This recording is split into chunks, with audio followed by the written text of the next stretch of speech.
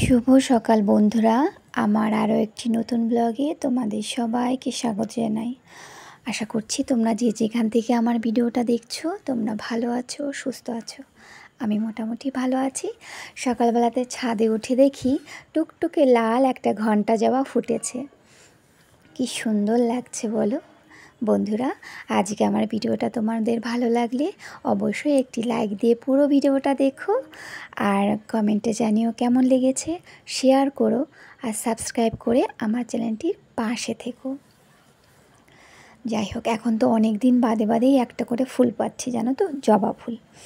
আচ্ছা, আমি এখন আবারও অনেকক্ষণ বাদে ভিডিও করছি, কারণ সকালবেলা কাজগুলো তোমাদের সঙ্গে আর শেয়ার করলাম না। তা আমার আর মেয়ে টিফিন হয়ে গেছে, টিফিন হয়ে যাওয়ার পরের থেকেই আবার ভিডিওটা শুরু করেছি। এখানে মিষ্টির বাবা বাজারে গেছিলো সকালবেলা, সুন্দর দুটো তাল এনেছে। তবে হ্যাঁ, আমার যে কোনো সবজি বলো বা এই তাল বা মাছ সেভাবে অতটাও আমি বুঝি না। যাই হোক, ওর বাবা ভীষণ মিষ্টির বাবা ভীষণ সে অনেক ছোটোবেলা থেকে বাজার করে। তা যাই হোক, সে বাজার সম্পর্কে অনেক কিছুই আইডিয়া আছে। তা বললো ভালো তাল পেয়েছি, নিয়ে এসেছে। আচ্ছা, এই তালগুলোকে মিষ্টির ঠাকুমাই না ছাড়িয়ে এভাবে সামান্য একটু জল দিয়ে মাখিয়ে রেখে গেছে। আমি এবার তালগুলোকে এই আলুর কুচোনোর মেশিনটা দিয়ে এভাবে আমি ছাড়িয়ে নিচ্ছি। তবে হ্যাঁ, এটা আমি দেখেছি ইউটিউব দেখেই। আমি গত 2-3 বছর আমি ঝুড়ির সাহায্যে এই তালের পাল্পগুলো বের করতাম, কিন্তু আমার না যে ঝুড়িটা দিয়ে আমি করতাম সেই ঝুড়িটা অনেক দিন আগেই ভেঙে গেছে।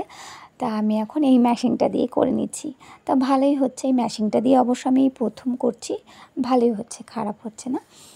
আর দেখো, এভাবেই আমি তালগুলোকে একে একে ছাড়িয়ে নেব। হ্যাঁ, আর জানো তো, প্রত্যেকটা তালের থেকে না 3টে করে আঁটি বেরিয়েছে, আর আঁটিগুলো কিন্তু বেশ বড় বড়ই আছে, তাই না বলো?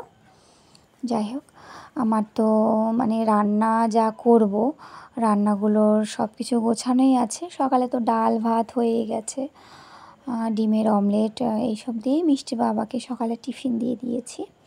আর এই দেখো, তালের পাল্পগুলো আমি এইভাবেই একে একে ছাড়িয়ে নেব।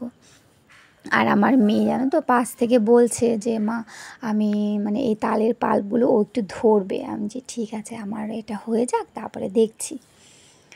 তাই টুলটার ওপর বসে বসে করছি। তবে হ্যাঁ, প্রচণ্ড কষ্ট হচ্ছে বসে থাকতে। যাই হোক, কষ্ট হলেও করতে হবে। আর এই দেখো, এতটা পাল্প বেরিয়েছে, আর এই আটি থেকে সামান্য আর একটু হয়তো হবে। যাই হোক, এই দেখো 6খানা আটি, মোট 6খানা আটি। আর দেখো, আমার মেয়ে চামচের সাহায্যে কী করছে, গোল গোল করে ঘোরাচ্ছে, মজা পাচ্ছে আর কি। তাই আমি বলছি রেখে দাও রেখে দাও, ও এটা করবে, ওর ভালো লাগছে। যাই হোক, আমি এখন ঢাকা দিয়ে রেখে দেব। তারপর দেখি, এখনও জানো তো ভাবিনি কি করব, তালটা দিয়ে কী করব। যাই হোক, দেখি। আচ্ছা, স্নান করে সমস্ত ঘরদোর মুছে স্নান করে জামা কাপড় মেলে দিয়ে পুরো রেডি হয়ে রান্নাঘরে চলে এসেছি। আমি এখন এখানে চিচিঙ্গা ভাজা করে নিচ্ছি। আর এগুলো সব ধুয়ে সবজিগুলো সব ধুয়ে ভালো করে রেখে গেছিলাম। এখন আমি তাড়াতাড়ি করে রান্নাগুলো সব করে নিই, ঠিক আছে?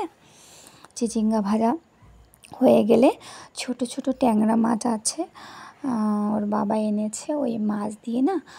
আর আগের ব্লগে দেখেছো তোমরা যে কচু বাটা করেছিলাম, সেই কিছুটা কচু আছে, ওই কচু দিয়েই আমি ট্যাংরা মাছের ঝালটা করবো। আর এখানে দেখো, এই তেলের ড্রপ দুটো আমি অনেক দিন আগেই এনেছিলাম, শুধু রান্নাঘরে আনা হচ্ছিল না।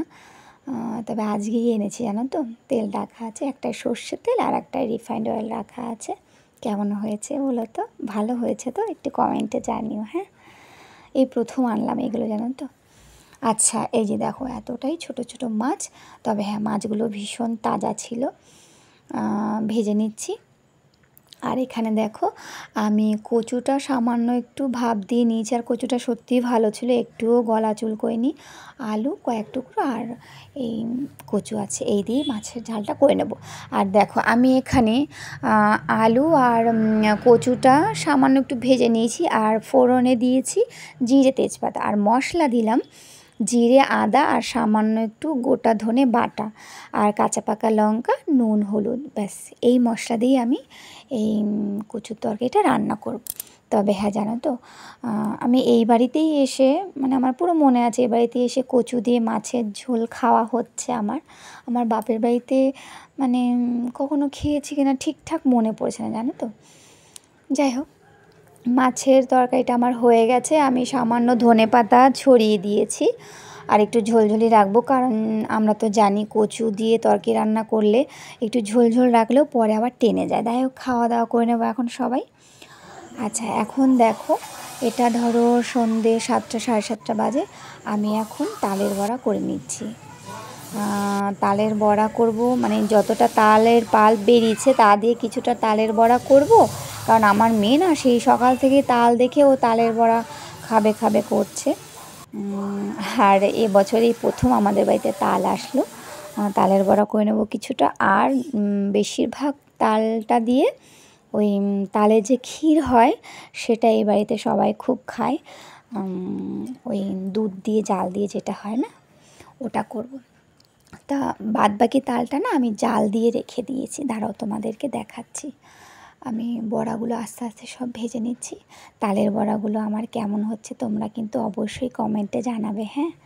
আর এই দেখো এখানে আমি তাল আর কি নিয়েছি বলছি, তোমার সুজি নিয়েছি, ময়দা আর অল্প একটু না ওই চালের গুঁড়ো দিয়েছি, আর চিনি পরিমাণ মতন, আর সামান্য একটু নুন।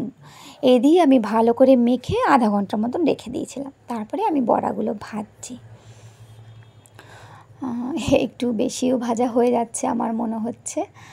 আর জানো তো, বড়া ভাজি আর মেয়ে ওদিকে নিয়ে চলে যাচ্ছে, ওর দাদু আর ও দুজনে মিলে খাচ্ছে। যাই হোক, তোমরা তো জানে আমার মেয়ে সমস্ত খাবারই খেতে পছন্দ করে। এই আর কি, পিঠে হলেও ও ভীষণ পছন্দ করে। আর এই দেখো আমি এই যে বেশিরভাগ তালটা আমি জাল দিয়ে রেখেছি, এই দিয়ে ক্ষীর বানাবে। দুধ এখনও আনা হয়নি। তা মিষ্টি ঠাকুমা তো ঘরে নেই, ও ঠাকুমা আসুক তারপরে বলবো দুধ নিয়ে আসতে। দুধ দিয়ে ও ঠাকুমাই জাল দিয়ে নেবে। বড়াগুলো আমি আস্তে আস্তে ভেজে নিচ্ছি। তবে জানো তো, বড়াগুলো হয়ে গেলে আমার রাতে রান্না করতে হবে। রাতে অবশ্য শুধু সিদ্ধ ভাতই করি, মানে প্রত্যেক দিন রাতে সিদ্ধ কিছু না কিছু দেওয়াই হয়, ভালো লাগে। আমি আর মিষ্টির ঠাকুমা আর মিষ্টির বাবা, আমার মেয়েও ভীষণ পছন্দ করে। আর সারাদিনে তরকারি তো থাকেই, দুবেলার রান্না করি আমি। রাতে শুধু ভাতের মধ্যে কিছু একটা সিদ্ধ দিয়ে শুধু ভাতটাই করি, হ্যাঁ। আচ্ছা, বড়াগুলো আমি তাড়াতাড়ি করে সব ভেজে নিচ্ছি, ঠিক আছে। আচ্ছা দেখো, বড়াগুলো সব আমার ভাজা হয়ে গেছে। কেমন হয়েছে তোমরা অবশ্যই কমেন্টে জানিও। ভিডিওটা আর বেশি বড় করব না। তোমরা ভালো থেকো, সুস্থ থেকো, সাবধানে থেকো। তোমাদের সাথে আমার আবারও দেখা হবে আরও একটি নতুন ব্লগ নিয়ে। তোমরা ততক্ষণ পর্যন্ত ভালো থেকো।